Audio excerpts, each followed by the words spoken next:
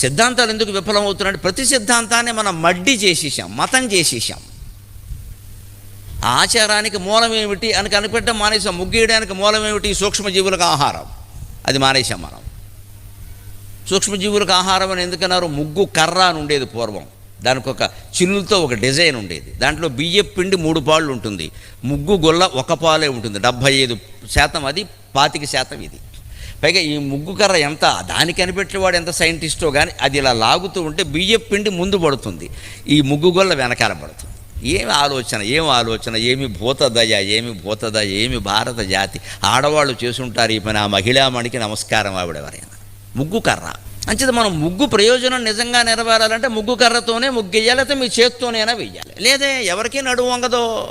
దానికి డిజైన్లు కనిపెట్టాం. శుభ్రంగా షీట్, ప్లాస్టిక్ షీట్ ఇంటి ముందు పెట్టే గొడవ లేదు, ఇంక శాశ్వతంగా ఉంటుంది. అయిపోయింది. ప్లాస్టిక్ కొన్న చోటకు లక్ష్మీదేవి ఎందుకు వస్తుంటే దరిద్ర దేవత వస్తుంది. నువ్వు ఎంత డిజైన్ వేసినా అంటే ఏం చేసాం? ముగ్గు అనే ఆచారం యొక్క మూలతత్వాన్ని గమనించడం మానేసి ముగ్గేస్తే దేవతలకు ఏం పని లేదమ్మా, నీ ముగ్గు చూడడానికి వస్తారు ఇక్కడికి. వాళ్ళకి రంభ ఓరవసి చాలా బిజీగా ఉన్నారు వాళ్ళు అక్కడ. నీ ముగ్గు ఎవడికి కావాలి? బోడి ముగ్గు.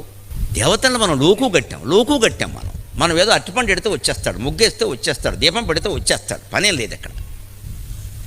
ఆ దీపం ఎందుకు, ఒత్తులు ఎందుకు, తిప్పడం ఎందుకు, మెలిపెట్టడం ఎందుకు, నూనె ఎందుకు, ఇదేం అక్కర్లేదండి. ఎన్ని దీపాలు పెట్టాం అంతే.